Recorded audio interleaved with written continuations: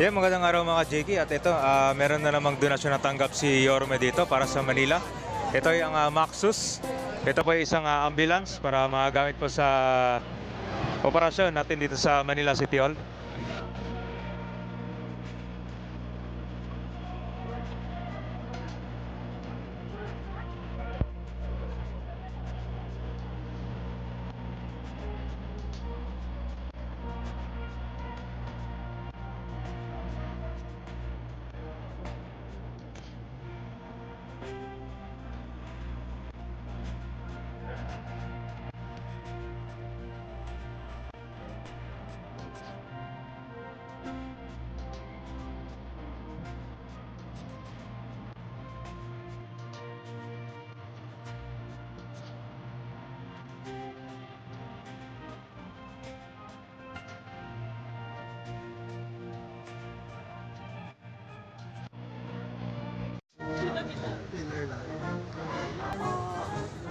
Love you, Mayor.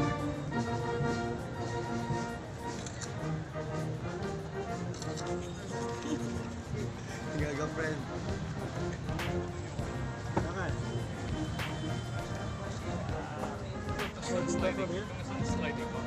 Dito na.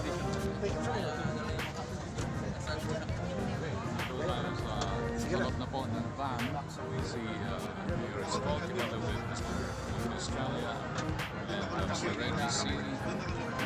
So this is the interior of the van. This is an ambulance donated by Maxus Philippines to the city of Manila, specifically to Hospital Manila. Is the number one implementer as local government unit with regard to the campaign of the national government na tapusin ang ENDO. Opo. Huwag kayong magkamali sa akin. Pag pinipirmahan ko ang inyong mga appointment, hindi ako nagkakaroon ng kwentada sa aking kaisipan. Sa loob lamang ng 5 buwan. Hindi naman ho namin binubuhat ang aming banquet pagpasalamat ninyo sa inyong mga department heads, no? Na naging pulisiya natin sa lungsod ay bigyan ng prioridad ang mga JO na maging permanenteng trabahador ng lungsod. Halos abutin ho ako ng madaling araw para lang mapirmahan natin at mabigyan na ng kapanatagan. Can you imagine? Can you imagine? Job order. And I'm pretty sure casual pa siya nung araw. For 27 years. Can you imagine a person working with us na walang kapanatagan? Kung 27 years, siyang JO, 54 times siya nagpapirma sa alkalde. Malamang sa hindi.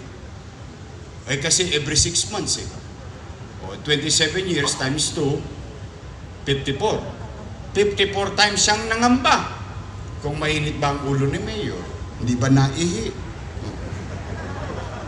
Kasi pag hindi naihi ang Mayor, mainit ang ulo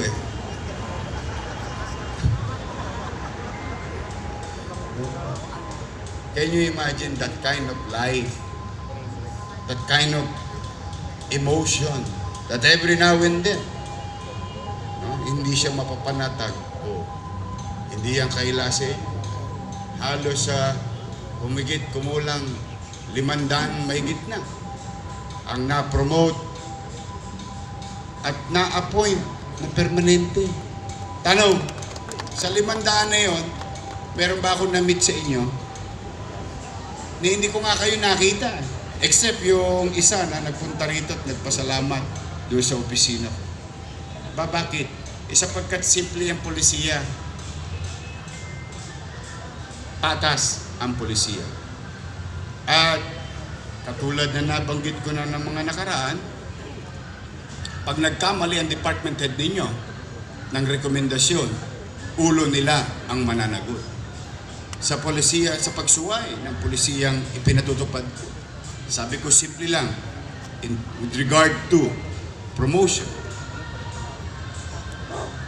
pinakamatagal sa serbisyo, qualify na. Qualified sa civil service, tapos na, promoted na. Wala na yung si kumpare, si kumare, si kaibigan, o si kakilala o tagahawak ng bag ni department head. Usong-uso yun. Namang alila yung supervisor ng kapwa niya empleyado. Ala na yun. Ipinagbabawal natin. Bigyan nyo ng dignidad ang inyong mga kapwa kawani.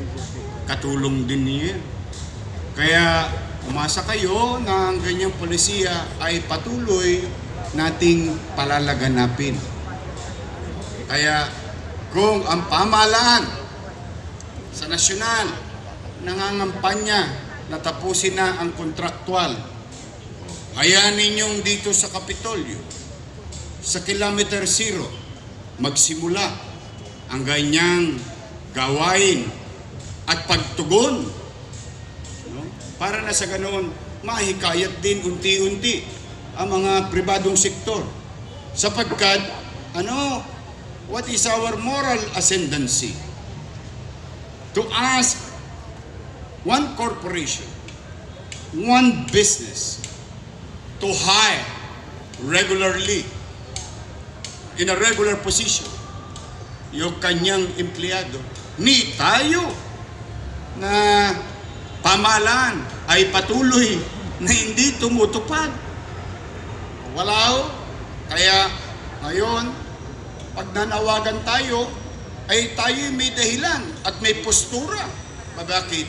Ginagawa na natin. Kaya bagay na gawin na rin ang mga pribado unti-unti. Hindi siya madali. Sa atin maaaring madali. Bakit madali? Kasi yung layunin maliwanag. Ano yung layunin? Mapapanatag ang empleyado na meron siyang kinabukasan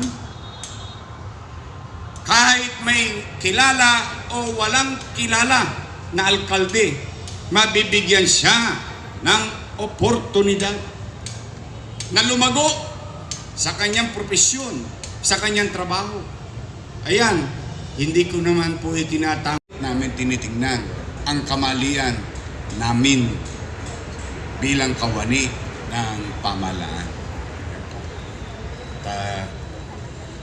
Kailangan talaga ang pakikiisa ng lahat. Una po ay magandang umaga. Good morning. Masaya ang Lunes na ito.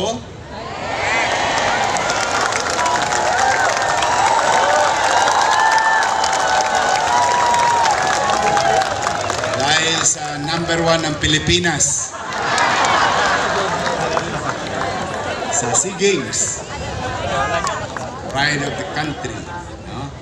Our athletes, so ang mga atletang Pilipino na nagbigay ng katanyagan, pagkilala sa ating bansa, bagay na ating ipinagpapasalamat sa Diyos sa matagumpay nilang laban at patuloy pang sanang maging matagumpay itong mga darating pang ilang laban, lalo na ngayong araw na ito. No?